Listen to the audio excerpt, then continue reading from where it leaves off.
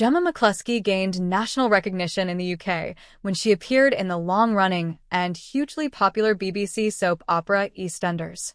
She played the character Carrie Skinner, a lively and outspoken young woman who had a short-lived relationship with Mickey Miller.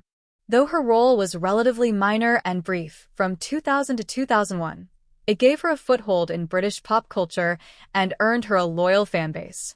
She was just a teenager at the time and had aspirations of building a lasting acting career. Colleagues on the show and friends later described her as a warm, fun-loving person with a strong sense of loyalty and a zest for life. Gemma was often described by friends and family as bubbly, kind-hearted, and affectionate. She had a close-knit group of friends and was involved in various social activities in her East London community. After her acting stint, she remained in the public eye to some extent, often attending events and staying socially active. Despite not pursuing acting further in a major way after EastEnders, she was remembered fondly by fans and media as a bright personality who brought joy to those around her. 3. Living arrangements before her death. At the time of her murder in March 2012, Gemma was living in the family home in East London with her older brother, Tony McCluskie. Their mother had moved out due to earlier tensions, leaving the two siblings to share the home. While the siblings had lived together for years, reports indicate that their relationship was often strained, partly due to Tony's erratic behavior, cannabis use, and mood swings. Still, Gemma had tried to maintain a sense of normalcy in the house and had reportedly confided in friends about arguments with her brother, though no one foresaw the extent to which the situation would escalate. On March 1, 2012, tensions inside the McCluskie household came to a tragic head. The dispute that led to Gemma's murder was shockingly trivial, an overflowing bath. Gemma had apparently become frustrated with her brother Tony's lack of responsibility around the house, especially his repeated failure to turn off taps, clean up, or contribute meaningfully. On this particular day, she confronted him about leaving the bathtub running, which resulted in water overflowing and potentially causing damage to their East London home. Such arguments were new.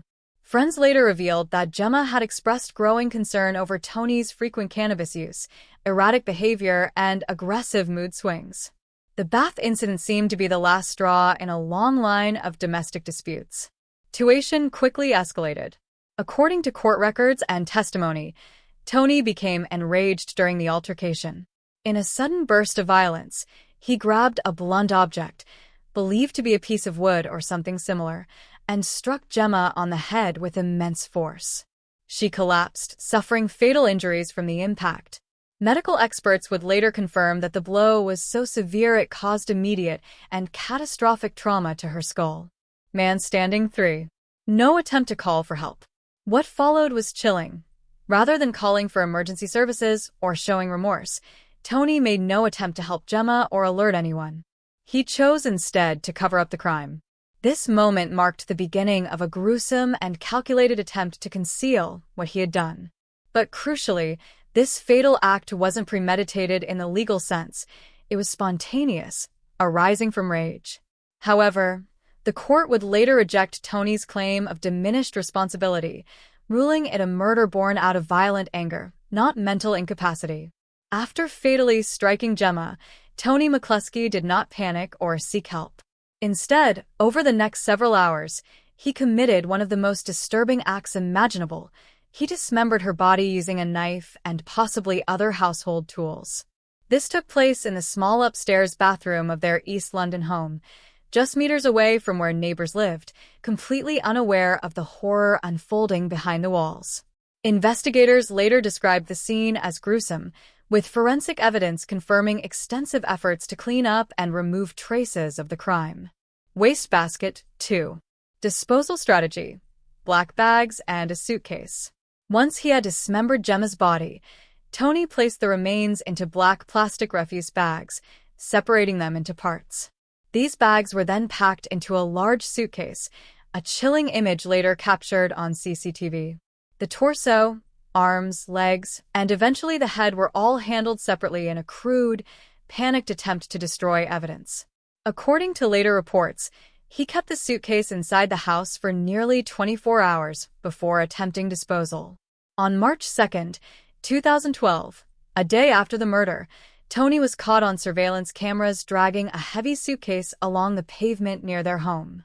The footage shows him visibly struggling with the weight as he wheels it toward Regent's Canal in East London. This footage would later become a crucial piece of evidence in court, clearly placing him at the scene and time of the body disposal. It showed that the act was deliberate, not impulsive, and that he had taken steps to try and conceal the murder. Tony eventually dumped the suitcase into Regent's Canal, a quiet waterway not far from their home. He likely believed the body would remain hidden underwater, away from discovery. However, the torso surfaced 5 days later, floating in the canal. Over the following months, other parts of Gemma's body, including her head, which was recovered in September 2012, were found in the same general area. Police divers and forensic teams conducted extensive searches in response. This gruesome attempt to hide the crime only deepened public shock when the full story emerged, especially given the personal connection between victim and killer.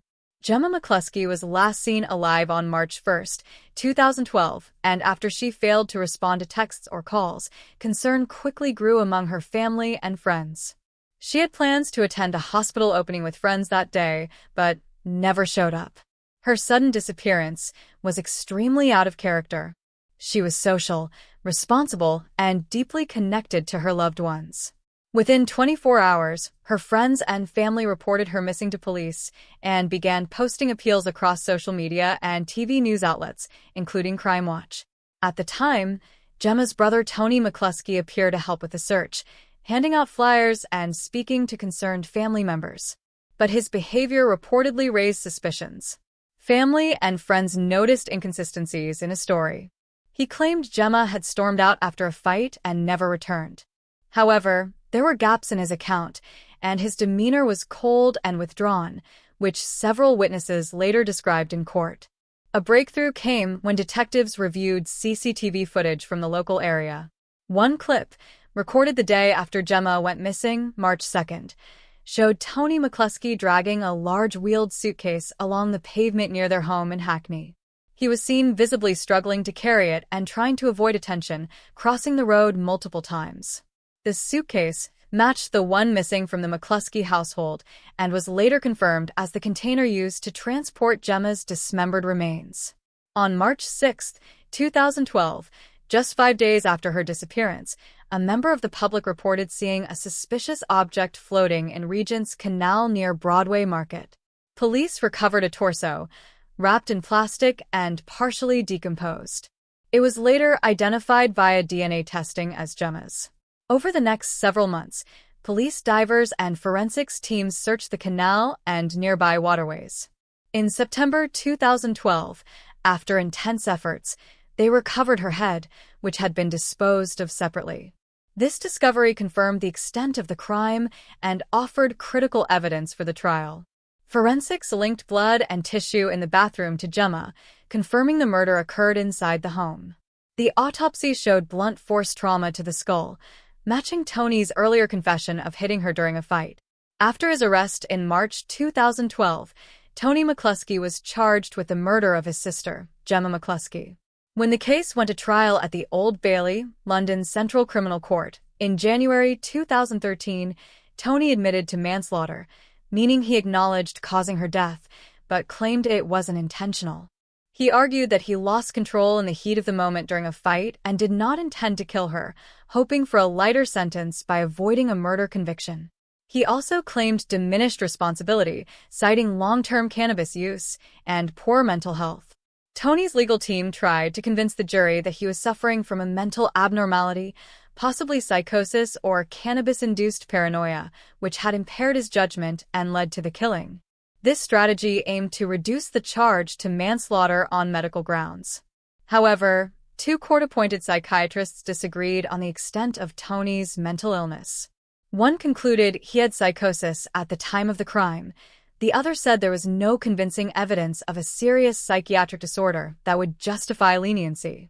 The prosecution focused on the deliberate nature of the crime and the extensive steps Tony took to cover it up. Dismemberment and concealment of the body. Attempt to mislead police and family. cleaning up the scene, and disposing of evidence. The calculated use of CCTV-free routes to dump the remains.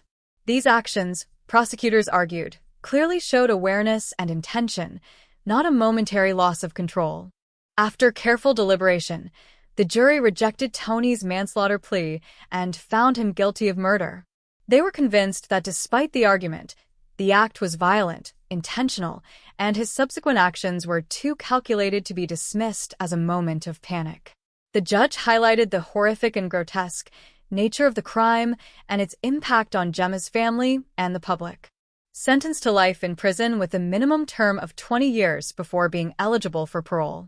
This means he won't be considered for release until at least 2033, and even then, only if a parole board determines he is no longer a risk to society. The judge made it clear that the sentence reflected the brutality, betrayal, and callousness of murdering a sibling and trying to erase all traces of her. The murder of Gemma McCluskie sent shockwaves throughout the UK. It wasn't just that she had been murdered, it was who she was and how the crime unfolded that captured national attention. Gemma wasn't just any victim. She had been a familiar face on television, known for her role in EastEnders, one of Britain's most iconic soaps. The fact that someone so publicly known and loved had met such a horrific and degrading end at the hands of her own brother deeply disturbed the public. The crime's brutality, dismemberment, body disposal, cover-up, and the intimate nature of the killer-victim relationship led to widespread media coverage, front-page headlines, and national debate. The McCluskie family was left utterly shattered. Not only had they lost Gemma, someone described as warm, caring, and full of life, but they lost her in the most violent way imaginable and to someone within the family. In victim impact statements, relatives described how the murder destroyed their sense of security, family unity, and emotional well-being. Her mother, in particular, was devastated, not only by the death of her daughter, but also by the horrifying betrayal of her son. After her body was found, fans and friends across the country held vigils, left flowers along the canal, and shared messages of love and grief on social media. Gemma was remembered as a joyful spirit who was always smiling and helping others. Fellow EastEnders cast members and celebrities also expressed heartbreak, and several used the opportunity to raise awareness about domestic abuse and mental health issues. Gemma's case became a cautionary tale about violence in the home. Despite her public image and friendly demeanor, no one had known the full extent of what was happening inside her house. The story highlighted how family violence can escalate from minor disputes to tragedy, even in homes that appear normal from the outside.